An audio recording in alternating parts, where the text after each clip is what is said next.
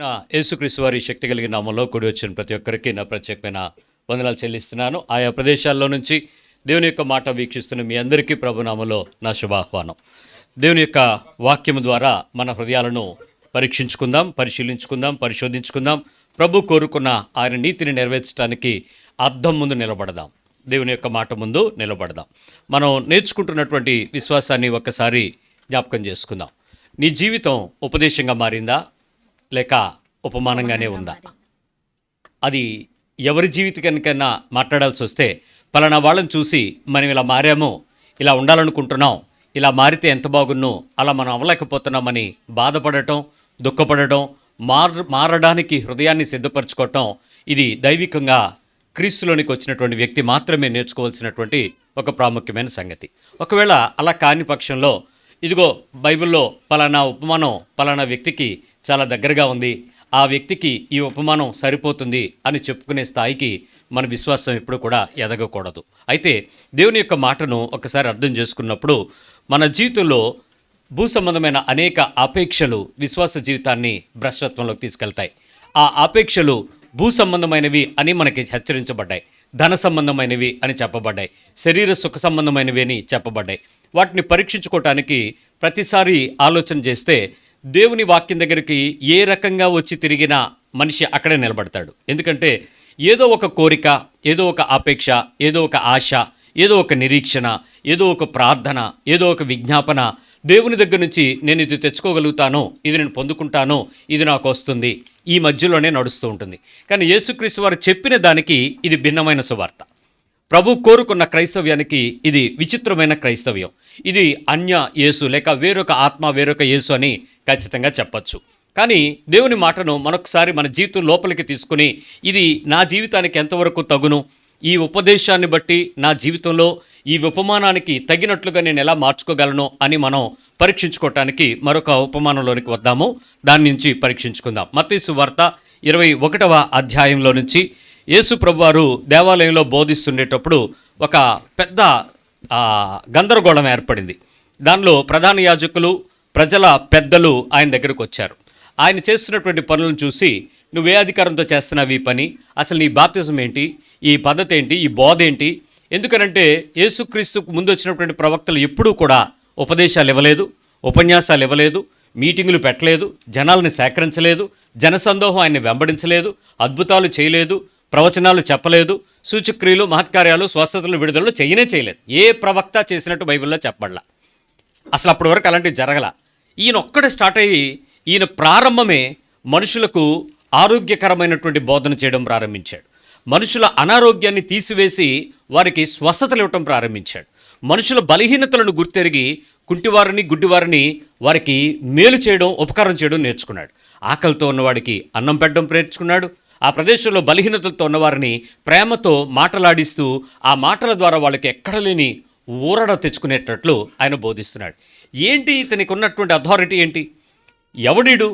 ఎవడో మన మధ్యలో నుంచి వచ్చి సడన్గా ఇలాంటి బోధ చేస్తుంటే, ప్రజలందరూ ఇలా వెంబడిస్తుంటే మనం ఏమైపోతాం, మన పెద్దరకం ఏమైపోద్ది అన్న సంశయం ప్రజల మధ్యలో వచ్చింది. అలాంటప్పుడు ఏ అధికారంతో మాట్లాడుతున్నావు అని యేసు ప్రభు వారిని రక్షణ గురించి, దేవుని యొక్క మాటల గురించి, ఆయన చేస్తున్న ప్రేమ కార్యాలను గురించి హెచ్చరించబడినప్పుడు మాట్లాడుతూ ఉన్న సందర్భంలో ఆయన చెప్పినటువంటి ఈ ఉపమానం దగ్గరికి వద్దాం. ఇక్కడ ఒకసారి 28వ అధ్యాయం దగ్గర 28వ వచనం దగ్గరికి రండి. 21వ అధ్యాయము మత్తయి సువార్త 28వ వచనం. మీకేమి తోచుచున్నది? ఒక మనుషునికి 2 కుమారులుండిరి. అతడు మొదటి వాని యొద్దకు వచ్చి, కుమారుడా, నేడు పోయి ద్రాక్ష తోటలో పని చేయమని చెప్పగా వాడు పోను అని ఉత్తరమిచ్చెను. కాని పిమ్మట మనసు మార్చుకొని పోయెను. అతడు రెండవ వాని యొద్దకు వచ్చి ఆ ప్రకారమే చెప్పగా వాడు అయ్యా పోదును అనెను, కాని పోలేదు.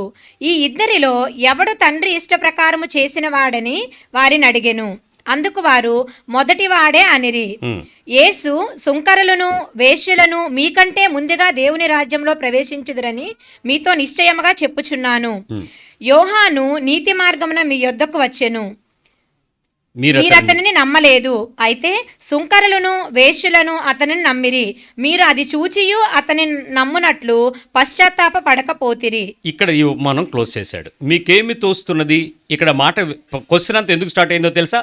27వ వచనం ప్రారంభం, వర్స్ 27 బిగినింగ్. అందుకాయన ఏ అధికారము వలన ఏ అధికారము? యేసు, నీకు ఏ అధికారము? What is your authority doing this?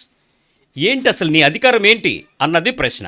ఈ అధికారం గురించి మాట్లాడుతునేటప్పుడు ఏ అధికారముతో నేను ఈ పనులు చేస్తున్నానో మీకు తెలియాలంటే అసలు మీరు నా దగ్గరకు వస్తున్నప్పుడు ఏ అధికారంతో మీరు లోబడుతున్నారా? పశ్చాత్తాప మనసుతో నన్ను అంగీకరిస్తున్నారా? అసలు నిజంగా ఏ ఆలోచనతో మీరు నా దగ్గరికి వచ్చారో తెలుసుకోండి అని ఈ ఉపమానాన్ని చాలా డెలిబరేట్గా ఒక బ్లాంక్ సిచ్యువేషన్లో తీసుకొచ్చి పడేశాడు. నిజానికి ఈ ఉపమానాన్ని కొంచెం జాగ్రత్తగా, శ్రద్ధగా, ప్రశాంతంగా కూర్చుని గనక దీన్ని ఆలోచించారంటే మీ లోపల పేగులు కదులుతాయి.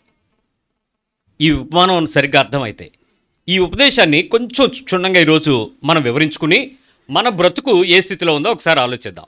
ఇక్కడ మన జీవితానికి సాదృశ్యంగా దీన్ని మలుచుకునే ముందు యేసుక్రీస్తు వారు చెప్తున్నటువంటి ఆ ఉపమానం యొక్క భావం ఏంటో కూడా ముందు చూడటానికి ప్రయత్నించేద్దాం. ఇక్కడ ఈయన మాట్లాడేటప్పుడు యోహాను ప్రస్తావన తీసుకొచ్చాడు. శిష్యుడైనటువంటి యోహాను ప్రస్తావన తీసుకొచ్చాడు. జాన్ ద బ్యాప్టిస్ట్ బాప్తిజం ఇచ్చి యోహాను గురించి మాట్లాడుతూ ఆయన ముందు వచ్చాడు. ఆయన మీతో చెప్పాడు. ఆయన మీతో చెప్పినప్పుడు మీరు ఆ పనులు చేయలేదే అని చెప్తూ కొంతమంది గురించి ఉటంకించాడు. ఆ విషయాలు ఒకసారి వెనక్కి వచ్చి చూద్దాం. ఒకసారి రండి, మత్తయి సువార్త 3వ అధ్యాయంకి రండి. మొదటి నుంచి కొన్ని వచనాలను ఒక్కసారి చూద్దాం. బిగినింగ్ ఆఫ్ ద కింగ్డమ్, దేవుని రాజ్యం ప్రారంభం గురించి మాట్లాడేటప్పుడు యోహాను చెప్పినటువంటి విషయాన్ని ఒకసారి ఆలోచన చేద్దాం. 3వ అధ్యాయం మొదటి నుంచి. ఆ దినములయందు బాప్తిస్మం ఇచ్చి యోహాను వచ్చి పరలోక రాజ్యము సమీపించి ఉన్నది, మారు మనసు పొందుడని యూదయ అరణ్యంలో ప్రకటించుచుండెను. ఏం ప్రకటించాడు ఈయన వచ్చి? మారు మనసు పరలోక రాజ్యం సింపుల్ గాస్పల్ ఏంటంటే పరలోక రాజ్యము మీ మధ్యలోకి వస్తుంది. మీరందరూ ఏం చేయాలో తెలుసా? మారు మనసు పొందండి. This is only the gospel. John the Baptist వచ్చి బోధించినటువంటి సువార్త ఏంటంటే పరలోక రాజ్యం మీ దగ్గరకు వస్తుంది, మీరు దానిలోకి వెళ్ళాలి అని అంటే మీరు చేయాల్సినటువంటి పని ఏంటంటే మారు మనసు పొందండి. ఏం పొందాలి? మారు మనసు. ఇంకా గట్టిగా చెప్పాలంటే మనసు మార్చుకోండి. ఏం చేయాలి? మారు మనసు అంటే ఎక్కడ దొరుకుద్ది అని డిమార్ట్లోకో లేకపోతే మోర్లోకి వెళ్ళారు కనుక అది ఎక్కడ దొరకదు. మనస్సు మార్చుకోండి, అది మీ దగ్గర ఉంది, మీరు చేయగలరు. మైండ్ మార్చుకోండి, మనస్సు మార్చుకోండి. భగవంతుడు, దేవుడు, పరలోకము అలాంటిది ఏదైనా మీకు కావాలి అని అంటే ఏదో దొరుకుద్దని మీరు వస్తున్నారు కదా, ఆ మనస్సు మార్చుకోండి. మీరు ఏదో కావాలని మీరు అనుకుంటున్నారు, దేవుడు ఏమనుకుంటున్నాడో తెలుసా? దేవుని రాజ్యం నీకు ఇవ్వాలనుకుంటున్నాడు. మీరేం కావాలనుకుంటున్నారు? ఆరోగ్యం కావాలనుకుంటున్నారు. దేవుడు ఏమిద్దాం అనుకుంటున్నాడు? ఆయన రాజ్యంలో భాగం ఇద్దాం అనుకుంటున్నారు. మీరేం కావాలనుకుంటున్నారు? పెళ్లి కావాలనుకుంటున్నారు. ఆయన ఏమనుకుంటున్నాడు? దేవుని రాజ్యం మీకు ఇద్దాం అనుకుంటున్నాడు. మీకేం కావాలి? ఉద్యోగం. ఆయన ఏమిద్దాం అనుకుంటున్నాడు? పరలోక రాజ్యం. అసలు ఇప్పుడు మనకు కావాల్సిన దాని గురించి మనం ఆలోచిస్తున్న మీ మనసు మార్చుకుని ఆయన మీ దగ్గరకు వస్తాడు, ఆయన రాజ్యం మీ దగ్గరకు వస్తుంది, ఆయన మీతో ఉంటాడు, ఆయన మీ మధ్యలో ఉంటాడు, ఆయన మిమ్మల్ని పరిపాలన చేస్తాడు, ఆయన మీకు అధికారిగా ఉంటాడు, ఆయన మీకు రాజుగా ఉంటాడు, ఆయన మీకు నాయకుడిగా ఉంటాడు. ఆయన రాజ్యం మీ దగ్గరకు వస్తుంది, ఆయన పరిపాలనలో సుభిక్షంగా ఉంటారు, సంతోషంగా ఉంటారు, సమాధానంగా ఉంటారు, నెమ్మదంగా ఉంటారు, ఆత్మతో నడిపించబడతారు, హ్యాపీగా ఉంటారు. అది కోరుకోండి, మీ మనసు ముందు దానికి మార్చుకోండి అని చెప్పాడు. మనకు ఇప్పటికీ సరిగ్గా అర్థం కాల. సరే, మనం యోహాను కాలంలో లేము. ఇంకొంచెం కిందకు వచ్చి ఇక్కడ 2వ వచనంలో ఆయన అన్నాడు మారు మనసు ప్రకటించండి అని చెప్పి కేక వేశాడంట. ఇక్కడ 7వ వచనంకి రండి. అతడు పరిసయ్యులలోను సద్దూకయ్యులలోను అనేకుల బాప్తిస్మం పొందవచ్చుట చూచి. ఎవరు వచ్చారంట? పరిసయ్యులు. ఈయన బోధిస్తుంది ఎవరికి? యూదయ దేశపు అరణ్యములో అన్న పదం వాడాడు. అంటే యూదులు ఎక్కువగా ప్రవర్తిస్తున్నా నివసిస్తున్నా ఏ ప్రదేశాలు అయితే ఉన్నాయో ఆ యూదులు ఎక్కువగా ఉండేవాళ్ళని యూదయ ప్రాంతం అంటారు. సో ఆ యూదుల దగ్గరికి వెళ్ళి మాట్లాడుతుంటే ఈ యూదుల తరములోనే వాళ్ళకి మేమేదో గొప్పవాళ్ళమని చెప్పుకునేటువంటి ఒక తెగ ప్రజలు ఉన్నారు. వాళ్ళల్లో ఈ గొప్పవాళ్ళు అన్నవాళ్ళు ఎవరు? వీళ్ళు పరిసయ్యులు, సద్దూకయ్యులు. అనేకులు బాప్తిస్మం పొందవచ్చు. వీళ్ళు వచ్చి బాప్తిస్మం తీసుకోవడానికి ఇష్టపడుతున్నారు. బాప్తిస్మం ఇచ్చి యోహాను చెప్తున్నటువంటి మాటకు మారు మనసు పొందంటారంటే, బాప్తిస్మం పొందంటారంటే మేము రెడీగా ఉన్నాం, మాకు ఇచ్చేయండి అంటున్నారు. ఈయన ఎవరికో ఇద్దాం అనుకుంటున్నాడు. వాళ్ళ మధ్యలో వాళ్ళు రావట్లేదు, వేరే వాళ్ళు వస్తున్నారంట. యూదులను వచ్చి మీరు మారు మనసు పొందంటారా, దేవుని రాజ్యం మీ దగ్గరికి వచ్చేస్తుందని చెప్తూ ఉంటే దీన్ని వాళ్ళు ఇష్టపడకపోగా బయట నుంచి ఉండి వాళ్ళ మీద అధికారం చూపించేటువంటి మూర్ఖతరమైనటువంటి వారు, ఇంకా డైరెక్ట్గా చెప్పాలంటే వాళ్ళని ఏమన్నాడు తెలుసా ఆయన? సర్పసంతానం. పాప పనులు చేసేవాళ్ళారా, ఆ సర్పపు చేష్టలు చేసేవాళ్ళారా, అపవాది సంబంధులారా, మీరు ఎక్కడ దేవునికి నచ్చినట్టు ఉండరు కదరా, మీరేంట్రా వచ్చి మారుమనసు అంటున్నారు, మీరేంట్రా బాప్తిజం తీసుకుంటున్నారు అని ఆయన బాధపడుతూ వాళ్ళందరికీ చెప్తూ ప్రారంభించాడు. ఇది యోహాను గారు చెప్పినటువంటి విషయంలో ఆయన ఒక మాట చెప్పాడు. ఏమనంటే, మారు మనస్సుకు తగిన ఫలములు మీరు ఫలించండి. అక్కడ 7వ వచనం ఆఖరి భాగంలో, మీకు బుద్ధి చెప్పిన వాడెవడు? మారు మనస్సునకు తగిన ఫలము ఫలించుడి. ఇక్కడ విషయం ఏంటో తెలుసా? బాప్తిస్మిచ్చే యోహాను మారు మనస్సు కలిగి ఉండండి అని చెప్పాడు, కానీ మారు మనసుకు తగిన ఫలాలు ఎలా ఫలించాలో చెప్పలేకపోయాడు.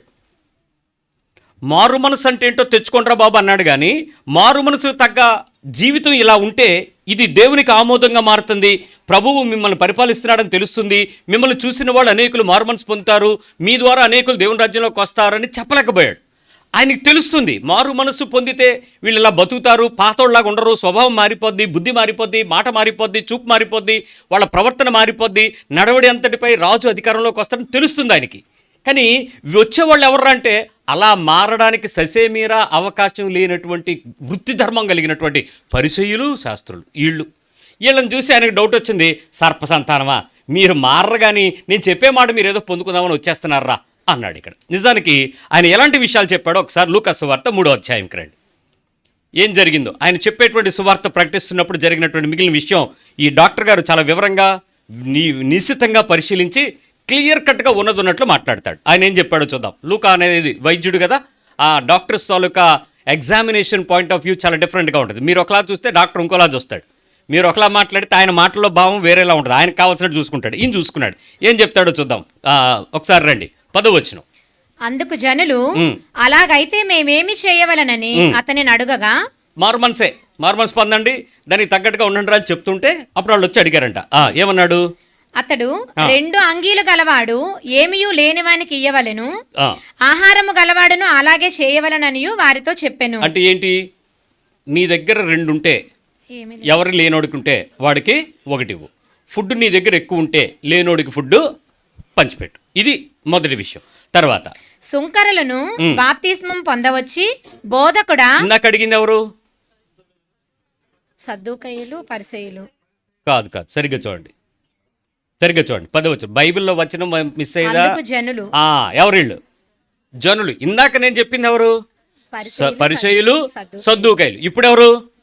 కొంతమంది ప్రజలు యాడ్ అయ్యారంట, వీళ్ళు కూడా వచ్చారు. ఏ యూదయలో ప్రజల కొరకైతే యెరూషలేములో సువార్త ప్రకటించబడుతుందో ఆ ప్రజలు విన్నారు మాట, వచ్చి అడిగారు. ప్రజలు సామాన్యమైన వారు, వాళ్ళకి ఏ ఉద్యోగాలు, వ్యాపారాలు, వ్యవహారాలు లేవు, వాళ్ళు ఏదైనా పని చేసుకుంటే జీతాన్ని బట్టి బతుకు. అలాంటి వాళ్ళు అడిగారు, మేమేం చెయ్యాలి అని అడిగారు. వాళ్ళకేమో మారు మనసు తగ్గ ఫలాలు ఫలించండి అన్నాడు. వీళ్ళకేమో మీ దగ్గర 2 ఉంటే, వీళ్ళు అసలే సామాన్యులు, వీళ్ళ దగ్గర 2 ఎందుకు ఉంటాయి? ఏ పూటకి ఆ పూటకే. కానీ వీళ్ళ దగ్గర మీకు 2 గనక దాచుకునే అవకాశం మీకుంటే మీరు అసలే పొదుపరి, మీరు చాలా జాగ్రత్తగా బిగబట్టి బతుకుతారే, మీకు 2 ఉంటాయి. అప్పుడు ఎవరైనా లేనివాడికి 1 ఇవ్వండి. ఫుడ్ మీ దగ్గర ఉందనుకోండి, రేపు అవసరతలో రేపు గురించి ఆలోచించకుండా ఇచ్చేయండి అన్నాడు. ఇప్పుడు నెక్స్ట్ సుంకరులు. వీళ్ళెవరు? ఇప్పుడు ట్యాక్స్ కలెక్షన్. ఎవరిని ప్రశాంతంగా పడుకొని ఎవరండి? ఈ పన్ను కలెక్ట్ చేసేవాళ్ళు బైబిల్లో వాళ్ళ గురించినంత ప్రస్తావన ఇంకే ఉద్యోగంలో ఉన్న వాళ్ళకి ఇవ్వలేదండి. ఈ నూతన నిబంధనలో సువార్తలలో వీళ్ళ గురించి చాలా గట్టిగా మాట్లాడాడు. ఈ ట్యాక్స్ కలెక్ట్ చేసేవాడు ఎప్పుడు కూడా ఏం చేస్తాడంటే ఇమ్ము అని జలగలాగా పీడించుకుంటూ ఉంటాడు. పూర్తి డబ్బులు తీసేసుకోరు, పూర్తి డబ్బులు తీసుకుంటే వాళ్ళకి రిసీట్ చేసేయాలి. అందుకని చేయకుండా అప్పుడప్పుడు కొంత తీసుకుని ఎప్పుడన్నా ఏమన్నా తోకజాడించాడు అనుకోండి, ఎరా నువ్వు ఇంకా బాకీ ఉన్నావు, నీ సంగతి చెప్పమంటావా అని అంటారు. నీకు బెదిరిపోయి ఏం చేస్తారు, ఆ టైంకి ఒక కానీ, ఆ టైంకి ఒక షిల్లంగు ఇచ్చేసి ఆ పూట గడిపించుకుంటారు, తప్పించుకుంటూ తిరుగుతుంటారు. చాలామంది డబ్బులు కట్టరు, కడుతున్నా వాళ్ళకి నెంబరు మేనేజ్ చేసుకుంటూ ఉంటారు. వాళ్ళు వచ్చారండి, వచ్చాడు. మేమేమి చేయవలనని అతనిని అడుగగా అతడు మీకు నిర్ణయింపబడిన దానికంటే ఎక్కువ తీసుకొని వద్దని వారితో చెప్పాను. ఇక్కడ క్లియర్ కట్ గా వాళ్ళకు ఉపదేశం ఇచ్చాడు. ఏమని? నీకు పన్ను ఎంతైతే ఫిక్స్ చేశారో దాని మీద పైసా ఎక్కువ తీసుకోకు, ఆ పన్ను తక్కువ చేయడానికి వాడితో లొసుగులు పెట్టుకోకు, అది ఎక్కువ వేసేసి తక్కువ ఇస్తున్నానని చెప్పి వాళ్ళకి ఏదో నువ్వేదో మెహర్బానీ సహాయం చేసావని అని పిచ్చి వేషాలు వేయకు. ఎంతైతే పే చేయమన్నారో రాజు నీకు ఎంతైతే కప్పం కట్టమన్నాడో, పన్ను కట్టమన్నాడో అంతే, మనిషికి ఒక దేనారం ఆ రోజుల్లో, అంతే పట్టేసే, ఇంకేం కట్టదు, ఎక్కువ తీసుకోకు. మీ వల్ల దేశం అంతటికి ఆ రాజు గురించి చెడ్డ పేరు ఉంది. ఆ చెడ్డ పేరు రాకుండా మీరు ఆ డబ్బును వెనకేసుకోకుండా, ఆ డబ్బు మూటలతో మీ జీవితాలు గడిపేసుకుంటానికి ప్రయత్నం చేయకుండా, ఆ ఉద్యోగాల్లో మోసం జరగకుండా నువ్వు నిజంగా మారుమనసు పొందితే నీది కానిది ఏది కూడా నిర్ణయించిందనుకని ₹1 తీసుకోకన్నాడు. వాళ్ళకి మారుమనసు వచ్చింది అనుకుందాం. నెక్స్ట్, సైనికులను మేమేమి చేయవలనని అతనిని అడిగిరి. Very good. సైనికులు ఎవరు? దీనిలో యూదయ వారు కాదు. యెరూషలేములో సైన్యాన్ని పరిపాలన చేసే వాళ్ళలో, సైన్యంలో ఉద్యోగం చేసేవాళ్ళు ఎవరు ఉండరు. వీళ్ళందరూ రోమన్ పరిపాలనలో ఉన్నారు. రోమన్ చక్రవర్తికి రాస్తున్నాడు. ఈ లూకాసు వార్త అధ్యాయంలో మొదటి విషయంలో ఉంటుంది. ఘనత వహించిన థియోఫిలా అని ప్రారంభించాడు. ఎవరు థియోఫిలస్? Greek emperor. ఆ పరిస్థితులు రోమన్ పరిపాలనలో ఉంది, గ్రీకు పరిపాలనలో చక్రవర్తుల్లో వీళ్ళు కప్పం కడుతూ ఉన్నారు. అలాంటి పరిస్థితుల్లో ఉండే సైనికులు రోమన్ సైనికులకు చెప్తున్నారు. వాళ్ళకెందుకో మనసు, ఓరు బాబోయ్ మారుమనసు అంటే వీళ్ళకేం అర్థమైందో, సార్ మేము కూడా బాప్తిజం తీసుకుంటాం ఏంటి సార్ వాళ్ళు అడిగారండి. ఎవరు? సైనికుడు ఎంత కఠినంగా ఉంటాడో తెలుసా? మనుషులు అసలు ఎత్తరులు, రాత్రంతా మేల్కొని ఉంటారు, ఒంటి మీద విపరీతమైన బరువులు ఉంటాయి, ఆర్మరింగ్ మత్తి ఆ అవయవాలంతా కాపాడుకునే కవచాలు ఉంటాయి. అలాంటి పరిస్థితుల్లో రాత్రంతా పారా కాస్తూ ఎవడు దొరికితే ఆడిని కఠినంగా, హింసాత్మకంగా, కర్రకుగా. ఇప్పుడు కూడా కొంతమంది ఉద్యోగంలో 100 మంది పోలీసు వాళ్ళని చూసుకుంటే ఒక 80-90% వాళ్ళందరూ సాఫ్ట్గా ఉంటారా, హార్డ్గా ఉంటారా? హార్డ్గా ఉంటారు. ఈ పోలీసు అంతేకాదు, ఈ మిలిటరీ, ఈ బోర్డర్ సెక్యూరిటీ ఫోర్సెస్ ఇలాంటి వాళ్ళు కూడా సాఫ్ట్గా ఏమంటారు. ఎందుకు? వాళ్ళు నిరంతరము పనిచేస్తూ ఉండడం వల్ల కరెక్ట్గా ఉంటారు. అలాంటి పరిస్థితుల్లో ఉండే సైనికులకు ఏం మారు మనసు అంటే అర్థమైందో, మేమేం చేయాలని అడిగారు. అప్పుడు ఏం చెప్పాడు? అందుకతడు ఎవరిని బాధ పెట్టకయు, ఎవని మీదను అపనింద వేయకయు, మీ జీతములతో తృప్తి పొందియుండుడని వారితో చెప్పాను. యోహాను గారు చెప్పినటువంటి విషయాలు యేసుక్రీస్తు వారు చెప్పే విషయాలకు దగ్గరగా ఆలోచన కలిగినటువంటి విషయాలు. యేసుక్రీస్తు చూపించిన బ్రతుకు యోహాను చూపించలేదు, కానీ బోధించిన విషయాలలో ఆయన దగ్గరకు వచ్చి ఆయన అడిగిన వారికి ఆయన చెప్పినటువంటి విషయాలు చాలా మేలైన విషయాలే. మారు మనసు పొందండి అని చెప్పి శాస్త్రులకు, పరిచయులకు చెప్పాడు, సైనికులకు చెప్పాడు, డబ్బులు తీసుకునేటువంటి సుంకర్లకు చెప్పాడు, సామాన్య ప్రజలకు కూడా ఆయన హెచ్చరిక చేశాడు. ఓవరాల్గా మంచి చేయమని చెప్పాడు. వీళ్ళకేం చెప్పాడు? ఎవరిని బాధ పెట్టదు. ఒకసారి చెప్పండి, మళ్ళీ చెప్పండి. ఎవరిని బాధ పెట్టకూడదు. ఇది ఎవరికి చెప్పాడు?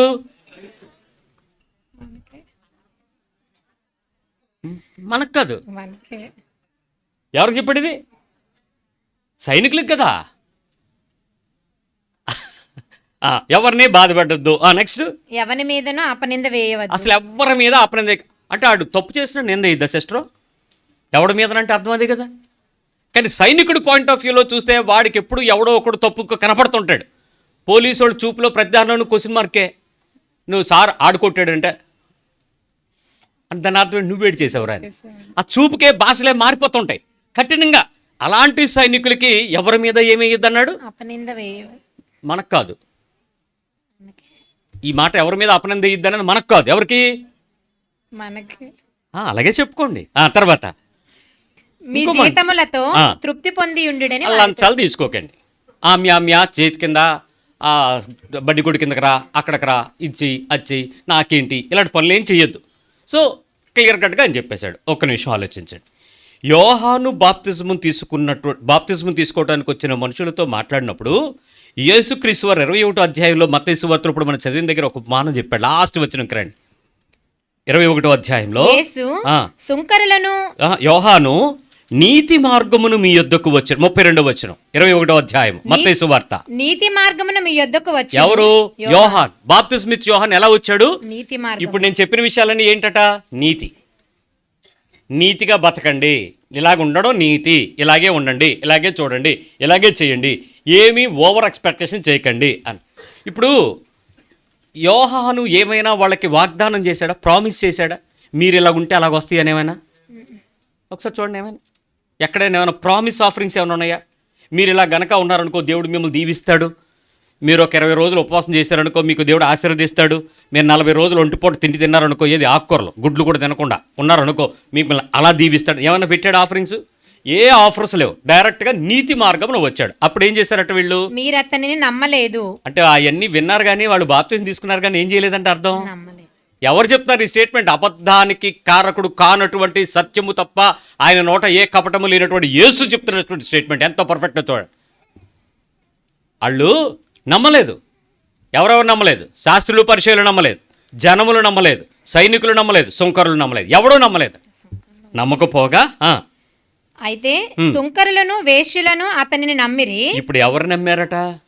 సుంకరులు ఆయన చెప్పిన విషయం ప్రచారంలోకి వెళ్ళింది కదా. బాప్తిజం తీసుకుంటున్నారంటే ఏం చేయాలంటే ఇలా చేయమని చెప్పారంటే ఆడు అన్నం సరిగ్గా తిన్నం చేతకానోడు, ఆడే మిడతలు తినేవాడు, ఆడు చెప్తే మనం వినాలా? బట్టలు సరిగ్గా లేనివాడు ఒంటి రోమాలతో కమ్మలు కప్పుకుంటే ఎర్రోడు చెప్తే వినాలా?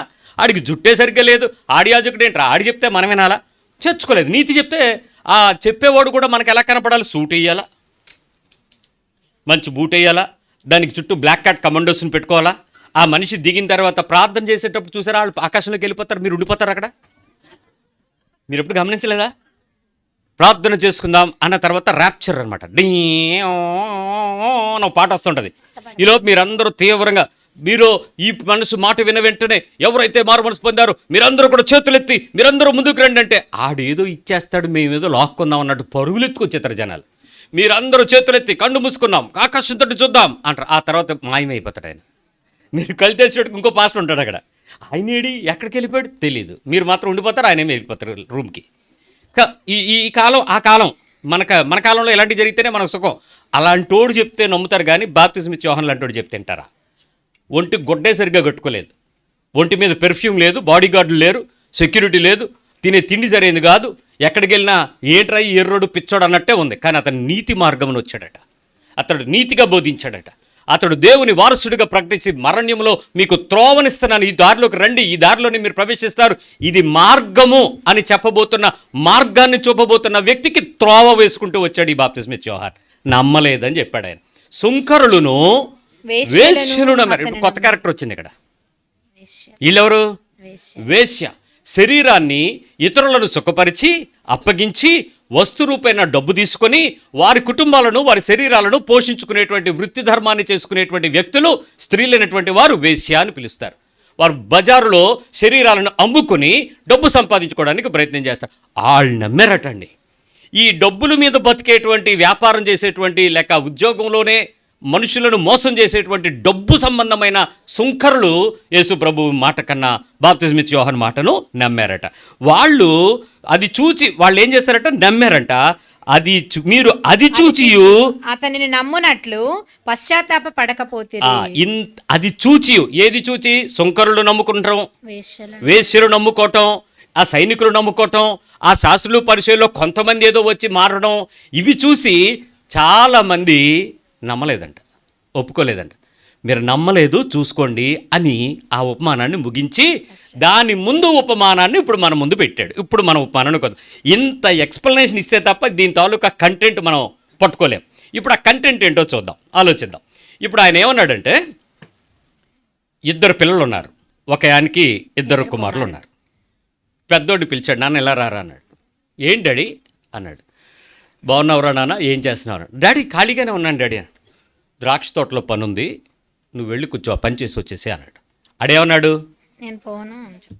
సారీ డాడీ, మా ఫ్రెండ్స్ ఉన్నారు, ఇప్పుడే ఐపీఎల్ స్టార్ట్ అయింది, నేను ఆల్రెడీ కొంత బెట్టింగ్ చేశాను, లాస్ట్ టైం పోయింది, మొన్న ఏదో మ్యాచ్ అయింది కదా దానిలో పోయినాయి, ఇప్పుడే సంపాదించుకోవాలి, ఇప్పుడు మరి కుదరదు డాడీ, సారీ డాడీ అన్నాడు. ఏంట్రా నువ్వు అనుకున్నాడు ఆయన. వెంటనే రెండో వాడిని పిలిచాడు, రే చిన్నోడా రారా అన్నాడు. Yes daddy, I love you daddy, పాపా కైసే డాడ్రా, పాపా కైసాయి పాపా అనుకుని వచ్చాడు వాడు. వీడేదో పెద్ద లవ్ ఉన్నాడు. వాడు వచ్చాడు, వాడిని అడిగాడు, అరే ద్రాక్ష తోటలోకి వెళ్ళు అన్నాడు. డాడీ ఇప్పుడు వెళ్ళిపోనా అన్నాడు. డాడీకి ఎంత ఆనందమో, ఎంత తగ్గినాడు వీడు, అయ్యి బాబాయ్ ఆడు నేను ఇంకా పెద్దోడు, ఆడు చాలా తెలివినోడు అనుకున్నాను, ఆడేమో పోనన్నాడు, ఆడికేమో ఐపీఎల్ అన్నాడు, లేకపోతే ఇంకేదో పని చెప్పాడు, రేపేదో ఈ గ్రూప్స్ ఎగ్జామ్స్ ఉంది, రేపు అసలే కాలేజీలో క్యాంపస్ ఇంటర్వ్యూ ఉంది అని చాలా కారణాలు చెప్పాడు, పోనన్నాడు. ఈ చిన్నోడు వెంటనే వెళ్ళిపోతానన్నాడు. పోన్లే మొత్తానికి వీడు వెళ్తే పనులు పనైనా చేస్తారు, నాకు వెళ్ళడానికి అవట్లేదని ఈయన అనుకున్నాడు. ఇంతకీ 1 గంట తర్వాత ఆయనకి తెలిసిన విషయం ఏంటంటే, వెళ్తానన్నోడేమో వెళ్ళలేదు, వెళ్ళనన్నోడేమో వెళ్ళాడు. విచిత్రం అర్థం చూసుకున్నారా? విషయం ఏంటంటే, వెళ్ళాలి వెళ్ళకూడదు అన్నది మీ నిర్ణయం, వెళ్ళాలి అన్నది ఇద్దరికీ ఒకని అధికారం. చేస్తావా చెయ్యవా అన్నది మీ డిసిషన్, చెయ్యండి అని చెప్పినది ఆయన ఆజ్ఞ. ఆయన అధికారానికి మీలో ఎస్ అండి మేము ఆయన్నే ఆరాధిస్తామని వచ్చిన వాళ్ళు ఎంతమంది? మీ హృదయాల్లో మరొక దాన్ని ఆరాధిస్తున్న వాళ్ళు ఎంతమంది? మేము ఆయన చెప్పినట్టు చేస్తామని వచ్చిన వాళ్ళు ఎంతమంది? మీ ఇష్టం వచ్చినట్టు చేస్తున్న వాళ్ళు ఇక్కడ కూర్చున్న వాళ్ళు ఎంతమంది? మేము మాకు నచ్చినట్టుగా ప్రార్థన చేస్తాం, మాకు కావాల్సినట్టుగా దేవుడు మారాలనుకుని కోరిక కలిగిన వాళ్ళు ఎంతమంది? ఆయన చెప్పినట్లుగా చేస్తే తప్ప ఇంకో దారి లేదని చెప్తే ఒప్పుకున్న వాళ్ళు ఎంతమంది? ఇక్కడ 2 రకాల తమ్ముళ్ళు కొడుకులు మన మీద ఉన్నారు, చూసుకోండి. ఆయన చెప్పిన అధికారానికి లోబడుతున్నట్టు చేస్తానని చెప్పి చేసేవాళ్ళు ఎంతమంది? నేను చెయ్యలేను అని చెప్పి చేయటానికి వచ్చేవాళ్ళు ఎంతమంది? ఎలా ఉన్నామో చూసుకోండి.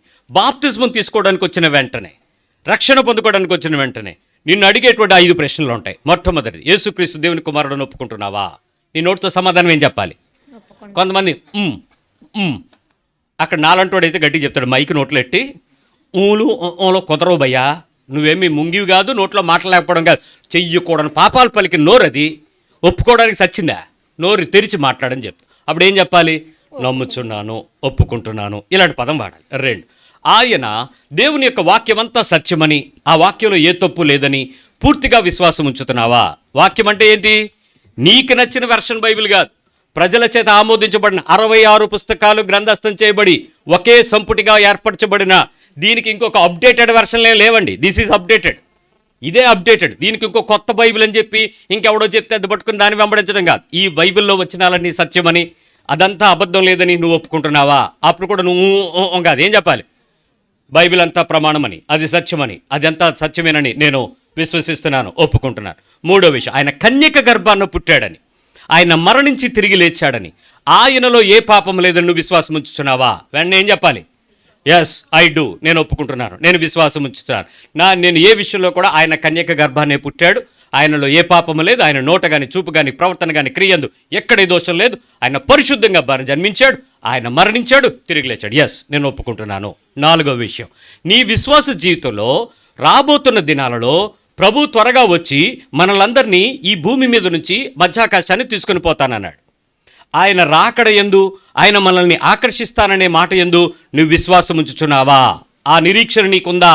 ఎస్, నాకు ఆ నిరీక్షణ ఉంది. ప్రభు త్వరగా వస్తాడు, మధ్యాకాశంలో బోరస్వరం వినపడుద్ది, ఆయన ఎందుకు మృతులైన వారు మొదట్లో ఇస్తారు, తర్వాత ఆయన ఎందుకు విశ్వసించిన వారు వారి వారి క్రమం చొప్పున లేపబడతారు, మేమందరము దేవునితో సదాకాలం ఉండడానికి పరలోకం వెళ్ళిపోతాం. ఎస్, ఇది వాక్యము, దీన్ని నేను విశ్వాసం ఉంచున్నాను. ఆఖరి ప్రశ్న గమనించు.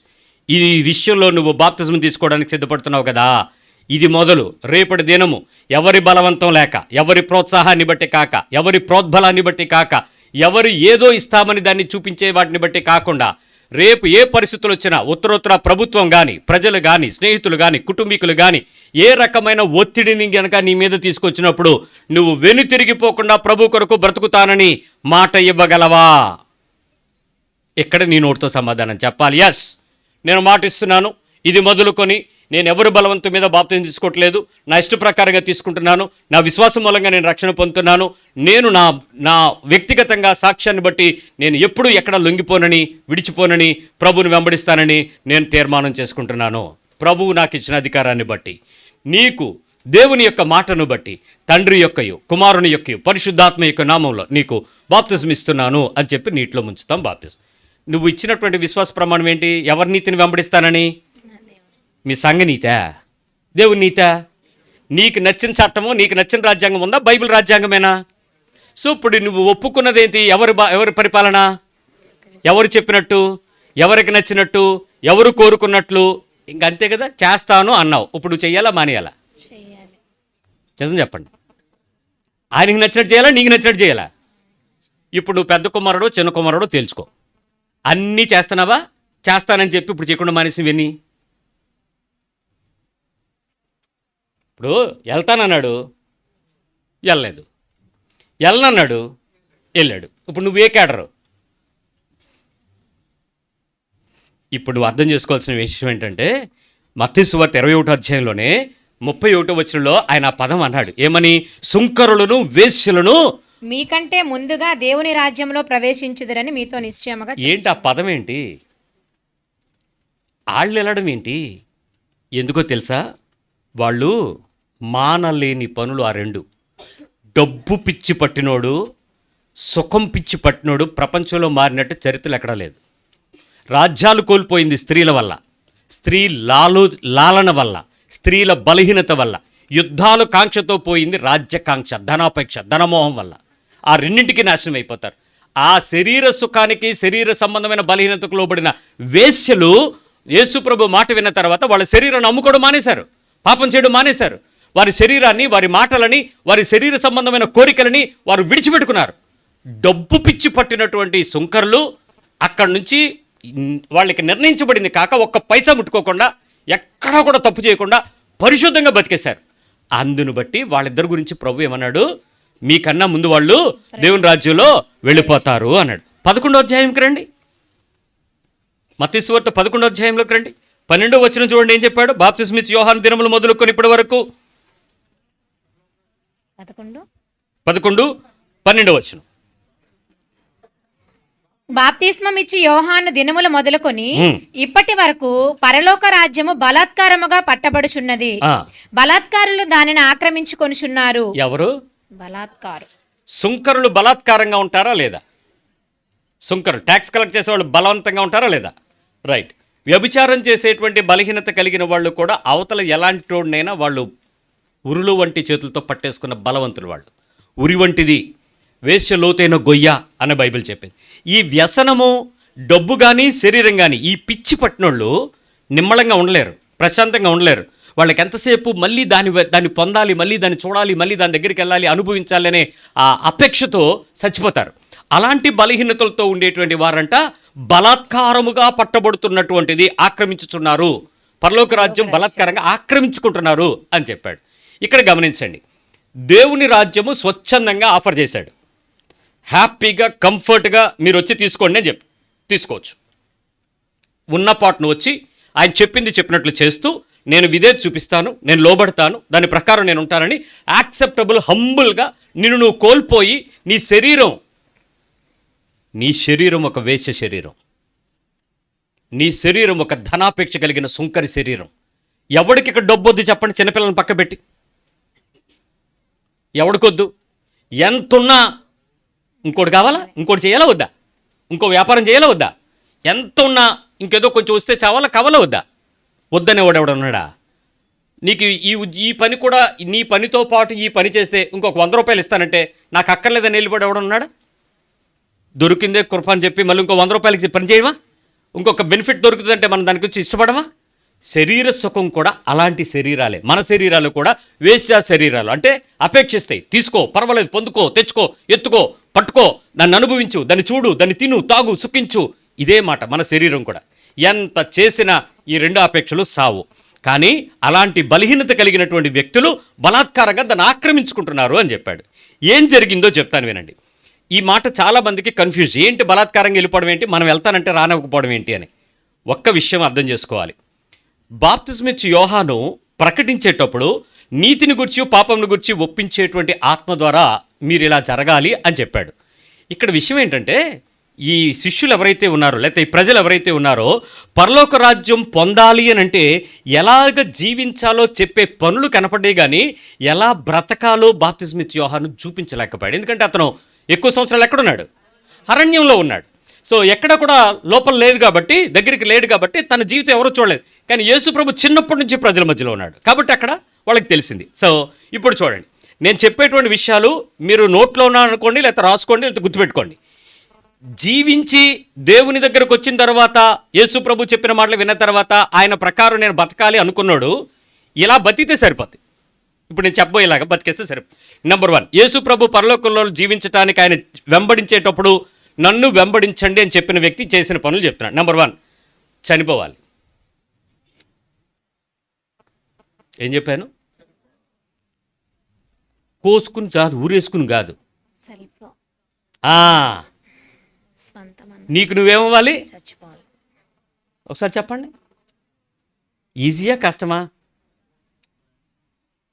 మట్టగుడి చేప బయటకు వచ్చిన తర్వాత కూడా కొట్టుకుంటుంది చూడండి. అది నీటిలో ఉంటే బతుకుద్ది, బయట ఉంటే ససద్ది. అది రేపు ఎల్లుంటే చచ్చిపోద్ది, లేకపోతే 1 గంట, ఇంకొక రోజులు.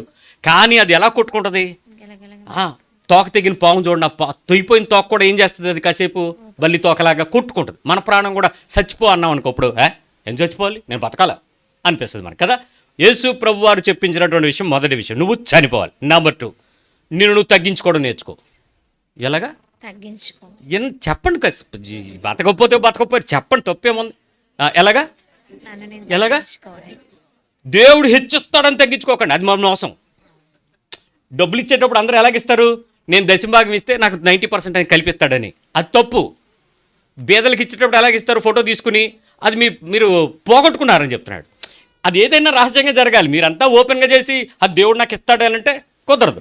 మొన్న ఒక ఆయన చెప్తున్నాడు, ప్రతిసారి సార్ మీరు చెప్తారు కదా అన్నాడు. నేనా ఏం చెప్పాను నీకన్నా అంటే, మీరు ఇవ్వాల్సినవి ఏవైతే ఉన్నాయో మీరు పిల్లల చేత ఇప్పించమన్నారు కదా అన్నాడు.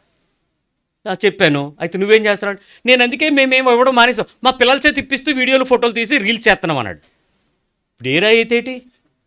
ఇప్పుడు నువ్వు చేయడం మానేసావు, ఇప్పుడు నీ పిల్లల చేత చేయిస్తూ నువ్వు రీల్స్ చేస్తున్నావంటే, మా పిల్లలు అనాథ శరణాలయంలో ఇడ్లీలు పంచిపెడుతున్న కుమారుడు, పక్కన ఫాదరు మదర్ ఇలా కూర్చుని దీనంగా ఈ పిల్లోడు ఇడ్లీలు పంచి పెడుతున్నాడు. 1 సంవత్సరం 2 సంవత్సరాల పిల్లోడు. ఇప్పుడు నీ వెనక ఉద్దేశం ఏంటి చెప్పండారా? ఏదో ఉంది, నిన్ను తగ్గించుకోమంటే తగ్గించుకునే రకమా? రైట్. 3వ విషయం, నువ్వు వదులుకోవాలి. ఇంకా గట్టిగా చెప్పాలంటే కోల్పోవాలి. నన్ను నేను కోల్పోవాలి. చెప్పండి ఒకసారి. నన్ను నేను కోల్పోవాలి. ఎలాగా? నువ్వేం చేయాలి? Very good. ఈజీ కదా అది. నువ్వు కోల్పోవడం అంత ఈజీయా? ప్రాణం కోల్పోవడానికి ఇష్టపడతావా, దక్కించుకోవడానికి ఇష్టపడతావా? దక్కించుకోవాలి, కానీ కోల్పోవాలి ఇక్కడ. రైట్. నెంబర్ 4, నువ్వేదైతే ఇష్టానుసారంగా చేద్దాం అనుకున్నావు మానుకోవాలి. ఇష్టానుసారంగా చేసి రావట్లేదు మాటలు. నేను మనస్ఫూర్తిగా ఏదో చేసేద్దాం అనుకున్నటువంటి నీ ఇష్టం ఏదైతే ఉందో అది మానుకోవాలి. చెప్పండి ఒకసారి. మానుకోవాలి. ఈజీయే కదా ఇది, సింపులే కదా. యేసుక్రీస్తు వారు చెప్పిన విషయం 4 విషయాలు చెప్పాను, మీరు చాలా ఈజీగా వచ్చేసినాయి. 5వ విషయం, ప్రేమించేసుకోవాలి. మాట్లాడండి. ఏ జాము రాత్రి 2 జాము కూడా కాలేదు, అప్పుడే నిద్ర వచ్చేటి. ప్రేమించేసుకుందాం. ఎలాగా? నన్ను నేను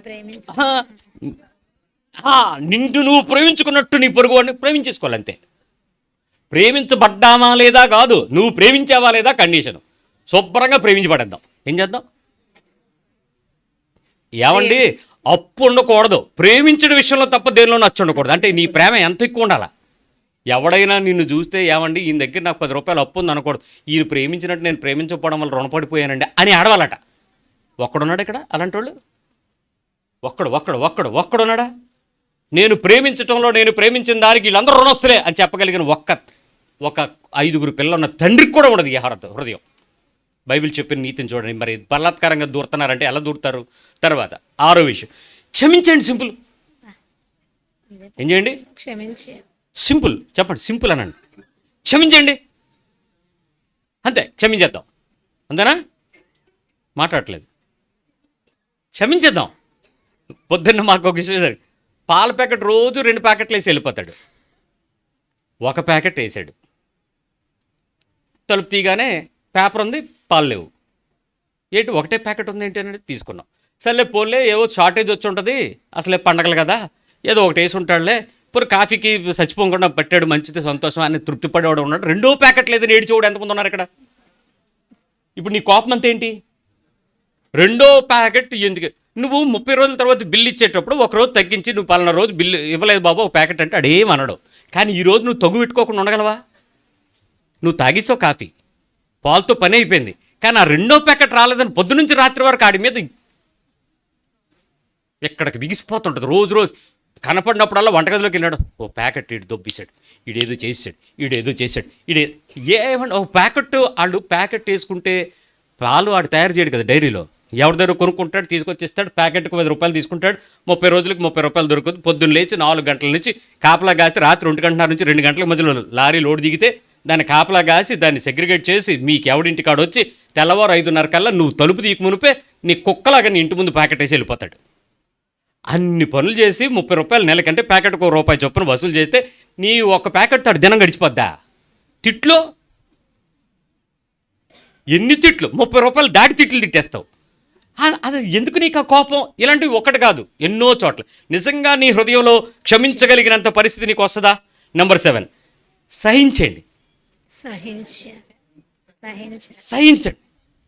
మీ పక్కలకు ఒకసారి ఎలాగనండి, సహించండి అనండి. సహించండి, పర్లేదు సహించండి. ఇంకా మన భాషలో చెప్పాలంటే పడండర్రా. పడ్డోడు ఎప్పుడు చెడ్డోడు కాదు, పడండి. నచ్చదు భాష. సరే, నెంబర్ 8, భరించండి.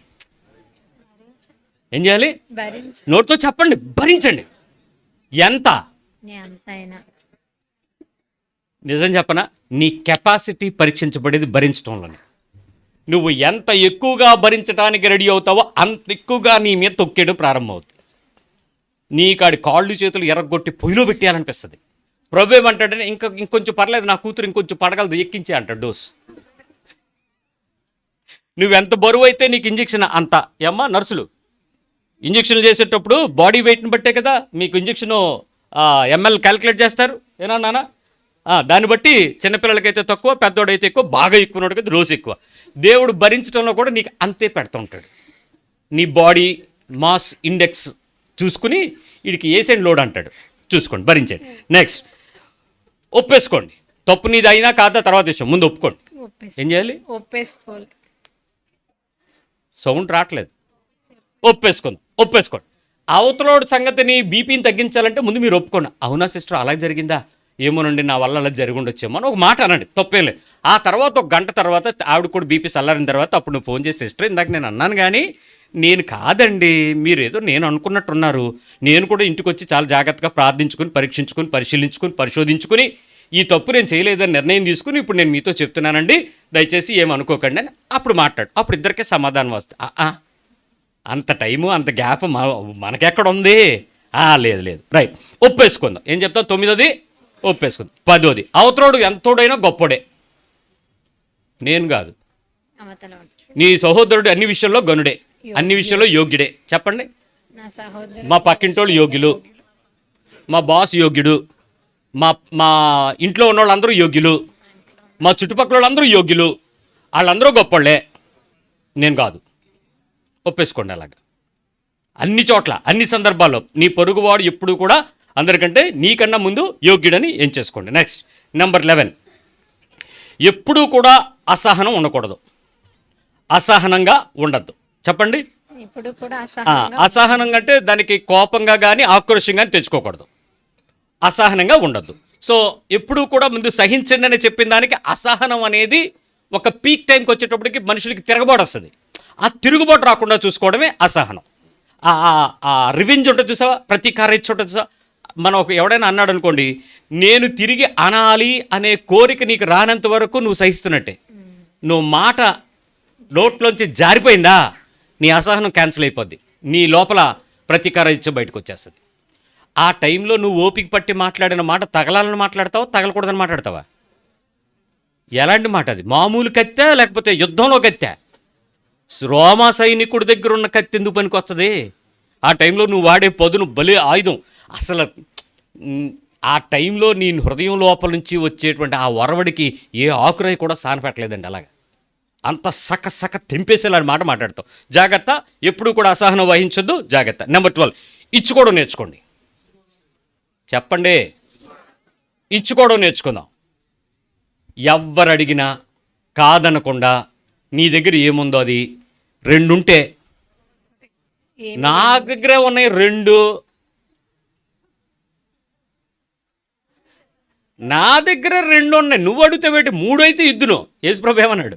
2 ఉంటే ఏమీ లేనోళ్ళకి ఒకటి. సూత్రం మారిపోయింది. ఇప్పుడు 3 ఉంటే ఇవ్వచ్చు కానీ 2 ఉంటే ఇచ్చా. రూల్ ఏమన్నాడు ఆయన? 2 ఉంటే ఒకటి ఇచ్చా. మీలో ట్రై చేయండి, మీ పిల్లలకి 2 జతలు కొనండి, 2 జతలు కొనండి. ఎవరైనా బట్టలు లేని వాళ్ళు చూసి మీ అబ్బాయికి చెప్పి, నాన్న ఈ బట్టలు నువ్వు వేసుకోలేదు కదరా, ఇది నువ్వు ఆల్రెడీ వేసుకున్నావు కదా, ఇది వేసుకోలేదు కదా, వాళ్ళకి ఇది ఇచ్చేసి యేసుప్రభు ఇమ్మన్నాడని చెప్పేవాడు, అది నువ్వు ఇచ్చేయమని చెప్పుకో. ప్రభు ఇలా ఇమ్మన్నాడు రా అని చెప్పేసి మీరు కొనేసి మీ పిల్లడికి ఇచ్చి అడిగిచ్చేమనండి. ఎదిగిన పిల్లలు, కాలేజ్ స్టూడెంట్లు ఉన్నారు చూసారా, గడ్డాలు వచ్చేసిన వాళ్ళు, ఆల్రెడీ మీసాలు, shaving racer, 7 o'clock 3 blade 4 blade ఎతుకుతున్న వాళ్ళు, ఇప్పుడు ఎవడ పెంచుతున్నాడు? అంత పెంచుతున్నారు. గీసుకునేవాడు ఎవడు లేడు, పెంచుకునేవాడే ఉన్నాడు అంతా. స్టూడెంట్ అని ఎవడు తెలుసుకోలేకపోతున్నాం. సో మొత్తానికి ఆ గడ్డాలు మీసాలు వచ్చిన తర్వాత ఆ పిల్లలు ఉన్నారు చూసారా, వాళ్ళ దగ్గరికి వెళ్ళి 2 జీన్స్ ఉన్నాయి, ఒకటి ఇచ్చి అనండి. నీది పట్టుకెళ్ళిపోతాడు. నీకు 3 ఉన్నాయి కదరా, నాకు ఎవరా అని లాక్కెళ్తాడు. కానీ ఈడెప్పుడు ఇవ్వడానికి ఇష్టపడ్డు. కానీ ఆయన ఏమన్నాడు? 2 ఉంటే ఒకటే ఇచ్చుకోండి. ఏంటి? ఇచ్చుకోవాలి. మీరు 2 కూరలు వండుకున్నారు అనుకోండి, వండుకోలేని మీ అత్తయ్యకి ఒక కూర పంపు, వినపడలే. ఇవ్వకూడదా? ఇవ్వకూడదు, ఎందుకంటే అది కడుతో మాడి చావాలా. లేకపోతే నేను 2 వేసుకు 3 వేసుకు తింటాను, కానీ ఆడు గంజేసి తింటా ఊరుకోను. ఎవరో ఇచ్చుకోవాలి. రైట్. నెంబర్ 13, అవమానం పొందాలి. ఏం చేయాలి? మళ్ళీ చెప్పండి. Very good. ఏం చేయాలి? అవమానం చెయ్యాలా? ఏం చేయాలి? నీ వైపు అవమానం పొందుట నేర్చుకోవాలి. అవమానం పొందటానికి సిద్ధంగా ఉండాలి. రైట్. నెంబర్ 14, అంతరంగంలో క్షమాపణ కలిగి ఉండాలి. చెప్పాలి నోటితో ఒకసారి. ఎందుకంటే ఇక్కడ రైటింగ్ ఫ్యాక్టర్ లేదు కాబట్టి మీరు నోటితో మాట్లాడితే ఒక జ్ఞానేంద్రియం పనిచేస్తే మీ మెదడు రికార్డ్ చేస్తుంది. అందుకే మీరు నోటితో మాట్లాడమని చెప్తాను. అంతరంగంలో క్షమాపణ కలిగి ఉండాలి. ఎక్కడ? నోటి మాటతో సారీ సిస్టర్ అన్నం కాదు, హృదయములో, అంతరంగంలో వారి విషయంలో నేను సంపూర్ణమైన క్షమాపణ అనుభవాన్ని కలిగి ఉండాలి. నెంబర్ 15, నీతి క్రియలే చెయ్యాలి. నీతి క్రియలే చెయ్యాలి. చట్టానికి దొరకకుండా కాదు, చూచుచున్న దేవుని ఎదుట నీతి క్రియలు చేయాలి. చెప్పండి ఒకసారి. మనలో మనం మాట్లాడుకుందాం. అన్ని నీతి క్రియలే చేయగలమా? అన్నిసార్లు నీతిగా ఉండగలమా? సాధ్యమేనా? బైబిల్ ఏం చెప్తుందంటే, సాధ్యం కాదు అని నువ్వు నోటితో మాట్లాడి అసాధ్యమైన పనులు చేసేస్తే ఊరుకోదు. అది అసాధ్యం. కానీ ప్రభువా నాకు సహాయం చేయి, నేను ఇలాగే బతుకుతానని సిద్ధపడాలి. అంతేగాని పర్వాలేదు, ఎవడు చేస్తున్నాడు గనక వాళ్ళు చేశారేటి, ఆ పాస్టగారే అలా చేస్తే తప్పులేదా, అవన్నీ నీకు నాకు అనవసరం. చట్ట ప్రకారం, దేవుని వాక్య ప్రకారం నువ్వు చెయ్యాల్సిందే. రైట్. నీతి క్రియలు చేయాలి. నెంబర్ 7, అభ్యంతరము లేని జీవితం జీవించాలి.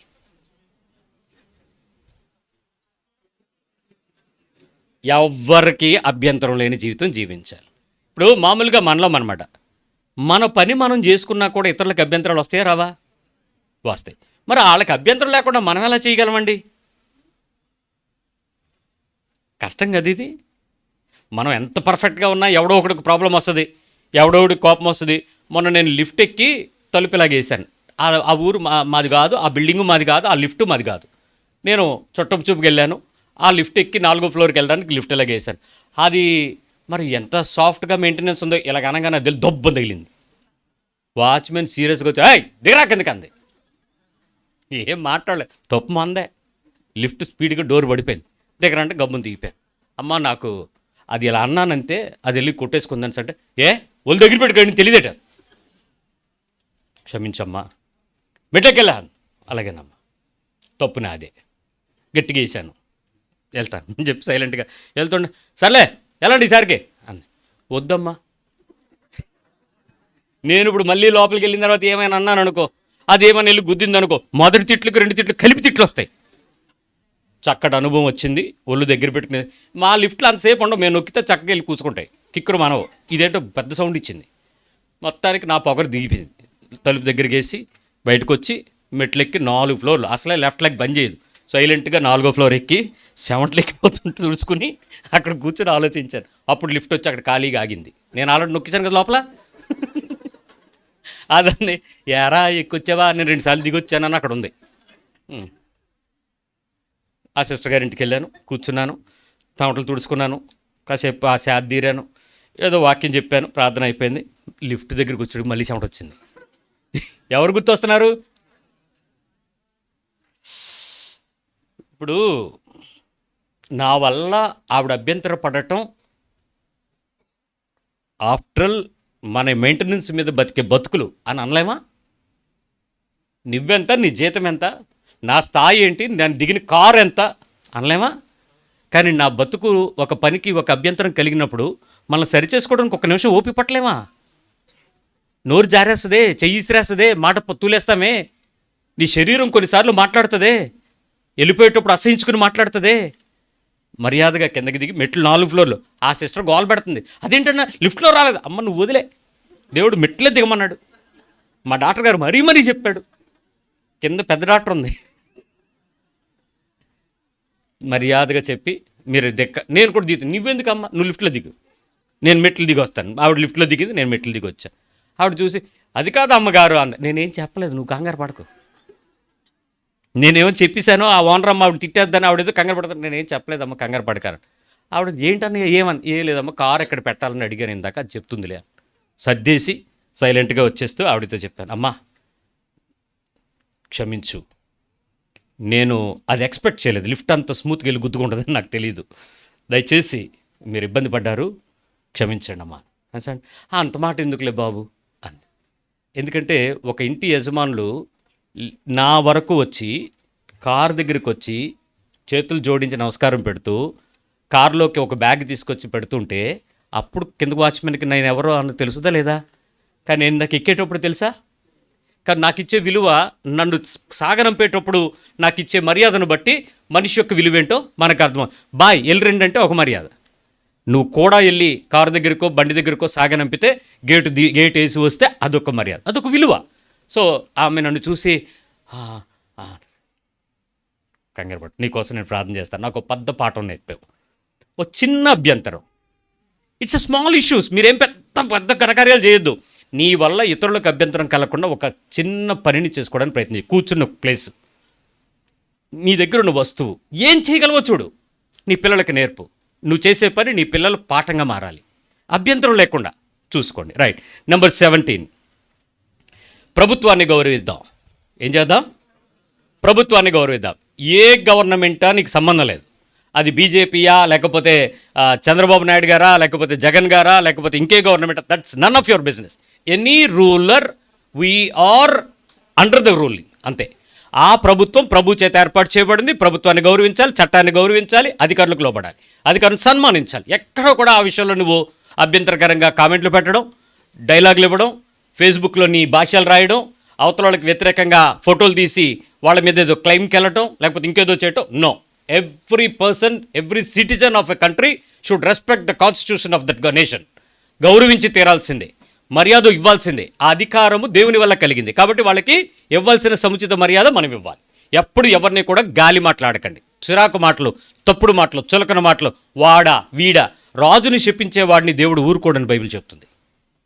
ఏ రాజుని నువ్వు శపించడానికి కుదరదు, ఏ మంత్రిని నువ్వు శపించడానికి కుదరదు, ఏ అధికారిని శపించడానికి కుదరదు. వారు నీ వలన వారు పోషించబట్టలేదు, దేవుని వలన వారు నిన్ను పరిపాలించడానికి ఎంపిక చేయబడ్డారు. So you should always respect the government, any authority, any boss. ఎప్పుడూ కూడా నోట్లో ఆ శాపపు మాటలు, ఆ దుఃఖపు మాటలు లేకుండా చూసుకోండి. నెంబర్ 18, ఏ మూర్ఖుల్ని ఎదిరించకూడదు. మళ్ళీ చెప్పండి. నిన్నెవడని ఎదిరించి తూరుకుంటావా? నీలో మూర్ఖుడు బయటకు వస్తాడు, అప్పుడు అవతలోని మూర్ఖుడిని నువ్వెందుకు ఎదిరించాలి? సో ఏ మూర్ఖుడని తెలిసిన తర్వాత మీరు మాట్లాడితే ఇద్దరు మూర్ఖులు వస్తారు. అప్పుడు ఎవరెవరు? సాధారణ మూర్ఖుడు, ముందున్న శత్రువు మూర్ఖుడు, ఇద్దరు మూర్ఖులు. కాబట్టి ఏ మూర్ఖుడిని ఏ వివాదంలోకి, ఏ వాదంలోకి మీరు నెగ్గాలని ప్రయత్నం చేస్తే ఏమవుద్ది? జ్ఞాని మౌనంగా ఉండడం ద్వారా వాదం గెలవగలడు. మూర్ఖుడు వాదించి, విభేదించి, తర్కించి పెద్ద ఎదవగా మారగలడు, గెలవడాడు. సో ఎప్పుడు మీరు ఏ మూర్ఖుడికి ఎదిరించొద్దో, ఏ మూర్ఖుల్ని ఎదిరించకూడదో చెప్పండి ఒకసారి. మీకు ఇప్పుడు మూర్ఖులు కనపడుతున్నట్టున్నారు. కరెక్ట్గా చెప్పాడు, మా అన్నయ్యతో ఎదురు తిరగకూడదు, మా బావతో మాట్లాడకూడదు, మా పక్కింటి ఆవిడతో. అందుకేనమాట ఈరోజు దేవుడు నాతో మాట్లాడుతున్నాడు, నీతో మాట్లాడుతున్నాడు, నువ్వే మూర్ఖుడు అని. కాబట్టి ఏ మూర్ఖులతోనూ మనము ఎదిరించొద్దు. నెంబర్ 19, ఏ పరిస్థితుల్లోనైనా హెల్ప్ చేయాల్సిందే, ఏ పరిస్థితుల్లోనైనా సహాయం చేయాల్సింది. చెప్పండి ఒకసారి. ఈరోజు ఎవరికి సహాయం చేసి వచ్చారు మీరు? ఎవరో ఆడపిల్లలు ఈరోజు వంటగదిలో అమ్మకి ఎవరైనా సాయం చేశారా? తినిపెట్టి సాయం చేశారా? తిని. మా పిల్లలు ఇంటి పనులు ఏమైనా సాయం చేశారా? ఎంతమంది చేశారు? ఒరే అంత గొప్పలా ఎత్తి కదా. సో ఏంటి ఆలోచించడం, ఏంటి నీ వల్ల జరిగే హెల్ప్ ఏంటి? చాలామంది ఇక్కడ చేయలేతున్న వాళ్ళు అందరూ నేను చేశాను కాబట్టి నా వాటా నాకు ఇచ్చే. అప్పుడు హెల్ప్ ఏంటో? జీతం, లంచం, మోసం కుదరదు. ఏమీ ఆశించకుండా చేయాల్సినటువంటి నీ కర్తవ్య సహాయాలు ఎప్పటికీ చేయాల్సిందే. దీనిలో ఏ రకమైన డిమాండ్స్ లేవు, ఏ రకమైనటువంటి రిక్వెస్ట్ లేవు, ఏ రకమైన కమాండ్స్ లేవు, కమిట్మెంట్స్ అస్సలు లేవు. సహాయం అంటే సహాయం చేయాల్సింది. లాస్ట్, ఏమీ ఆశించొద్దు. చెప్పండి ఒకసారి మళ్ళీ. ఈ 20 పనులు చేస్తే విధేయత కలిగి ఉన్న జీవితాన్ని నువ్వు జీవించినట్టు లెక్క. ఈ 20 పనులు నువ్వు చేస్తే నీకేమున్నట్టు? విధేయత కలిగి ఉన్నావు. ఎవరికి చెప్పండి, చేయగలమా లేదా? ఇక్కడ అడ్డం చూపేస్తున్నారంటే టేక్ ఇట్ గ్రాంటెడ్, ఎవడు చేస్తాడులేనా? విధేయత అనే పదానికి ఈ 20 లక్షణాలు వచ్చాయి. ఈ పనులు మీరు దేవుడి ప్రకారం చేస్తే, ఆయన చెప్పింది మీరు చేస్తే, నేను వెళ్తాను అని వెళ్ళకుండా ఉండిపోతావా? వెళ్ళలేను అనుకుని వెళ్ళను అని వెళ్ళడానికి రెడీ అవుతావా? ఇప్పుడు చెప్పు. చాలామంది దేవుడు అంటే ఇష్టం వరకే ఉండిపోయింది, నచ్చింది ఎవడో చేయట్లేదు. అంటే వెళ్తానని వెళ్ళనోళ్ళు. అంటే ఇప్పుడు మీరు, ఎవడో పక్క నుంచి వస్తాడు, వాడికి వెళ్ళాలని ఉండదు, వెళ్ళడం కష్టమని తెలుసు, యేసుప్రభుని వెంబడించడం కష్టమని తెలుసు, కానీ అలాంటోడు నాలాంటోడు ఎక్కడో బయట నుంచి క్రైస్తవ కుటుంబాలు కానీ అన్య కుటుంబాల నుంచి పరిగెత్తుకుంటూ వస్తాడు. వాడు సబ్మిట్ అయ్యి లోబడిపోయి దేవుని కోసం ఏమైనా చేయడానికి రెడీ అవుతాడు. వెళ్ళడానికి ఇష్టం లేని మాలాంటోళ్ళు వచ్చి చేస్తున్న దానికి మీరు ఆయన వంశంలోనూ ఆయన తెగలోనూ ఆయన రక్తంలోనూ కడగబడి కొనబడి ఆత్మతో నింపబడి మీరు నా సొత్తని మీ పేర్లే క్రైస్తవ పేర్లు పెట్టి అబ్రహాము ఇస్సాకు యాకోబులను పెట్టేసుకుని ఎవడో దేవుని పనికి రాకపోతే మరి నిన్నేమనాలి? నీ క్రైస్తవ బతుకు కుటుంబాన్ని ఏమనాలి? ఇన్ని సంవత్సరాలు నీ క్రైస్తవ సాక్ష్యం ఏమనాలి? వెళ్తానని చెప్పి పేరు పెట్టుకుని వెళ్ళని నీకు, వెళ్ళడానికి అవకాశం లేని విగ్రహారాధన కుటుంబాల నుంచి వచ్చిన మాలాంటి అన్యజనులు ప్రభువుని వెంబడించడానికి పరిగెట్టుకొచ్చిన ఆ రెండో కొడుకులు అంటోళ్ళని ప్రభు అంగీకరించడం అన్యాయమా? ఏది విధేయత? ఏది సమర్పణ? ఏది ఒప్పుదల? ఏది నీ నీతి? ఎంత నీ భారము దేవుని కొరకు వదులుకోగలిగావు? ఎంత నిన్ను నువ్వు ఛాలెంజ్ చేసి సవాల్ చేసి ముందుకు వచ్చావు? తెలుసుకుని చెప్పు. ఇప్పుడు అసలు ఎంతమంది ఆయన చెప్పింది చెప్పినట్టు చేయడానికి ఇష్టంగా ఉన్నారు, నీకు నచ్చింది చేయట్లేదని ఏడుస్తూ ఉన్నారు? వెళ్తానన్నోడు వెళ్ళలేదు, ఎందుకో తెలుసా? వెళ్ళిన తర్వాత కూడా నాకేం లాభం ఇవ్వడం మా నాన్న అని ఏడుపు కొట్టుడాడు. నోటికి ఒప్పుకున్నాడు, క్రియకు శరీరం లోబడలా. ఇప్పటికీ మనలో ఇక్కడే ఉన్నాం. దేవుడంటే ఇష్టం, చర్చకు వచ్చేస్తాం, ప్రార్థన చేసేస్తాం, ఉపవాసాలు ఉండిపోతాం, కానుకలు ఇచ్చేస్తాం, కమ్యూనియన్లో చేపెడతాం, బాప్తిస్మాలు తీసేసుకుంటాం, పరిశుద్ధాత్మను పొందేసుకుంటాం, ఆత్మ వరాలు ఫలాలు గురించి మాట్లాడేస్తాం. కానీ ఆయన చెప్పింది ఒక్కటి చెయ్యం. ఇవన్నీ క్రైస్తవ నీతి, ఇవన్నీ ఏంటంటే ట్రెడిషనల్ లైఫ్. వెళ్తానని వెళ్ళనని బ్రతుకుని ఆయన ఈ ఆఖరి మాటలో బలవంతంగా దూరిపోతున్న వాళ్ళతో పోల్చాడు. తేల్చుకో. వాళ్ళు బలవంతంగా ఎందుకు దూరారు తెలుసా? వాళ్ళకి ఇప్పుడు నేను చెప్పిన పనులన్నీ రూల్స్ లేవు. వాళ్ళు బాప్తిజం తీసుకోవటానికి ఒప్పుకుంటే చాలు, డైరెక్ట్ ఎంట్రీ. మనకు అలా కుదరదు. బాప్తిజం తీసుకున్నాక ఇలా జీవిస్తేనే ఎంట్రీ. ఇప్పుడు ఎవరిది ఈజీ ప్రవేశం చెప్పండి? మందా ఆల్దా?